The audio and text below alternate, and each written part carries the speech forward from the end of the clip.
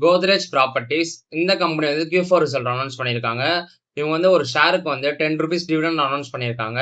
And இவங்க record date என்ன fix பண்ணியிருக்காங்கன்னா, ஜூலை 28ன்னு ஃபிக்ஸ் பண்ணியிருக்காங்க.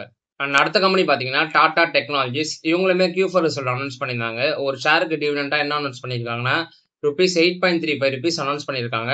அண்ட் இது இல்லாம அவங்க ஸ்பெஷல் டிவிடெண்டும் அனௌன்ஸ் பண்ணியிருக்காங்க. ஒரு ஷேருக்கு வந்து ₹3.35 அனௌன்ஸ் பண்ணியிருக்காங்க.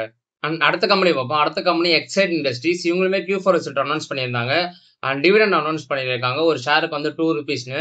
அண்ட் இவங்க ரெக்கார்ட் டேட் என்ன ஃபிக்ஸ் பண்ணியிருக்காங்கன்னா, ஜூலை 3ன்னு ஃபிக்ஸ் பண்ணியிருக்காங்க. அண்ட் டாடா கெமிக்கல்ஸ் லிமிடெடும் அனௌன்ஸ் பண்ணியிருக்காங்க. டிவிடெண்ட் வந்து ஒரு ஷேருக்கு வந்து ₹11 அனௌன்ஸ் பண்ணியிருக்காங்க.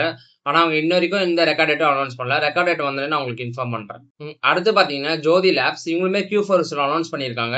ஆனா இவங்க நெட் ப்ராஃபிட் வந்து ஃபால் ஆயிருக்கு. கிட்டத்தட்ட 12% வரைக்கும்.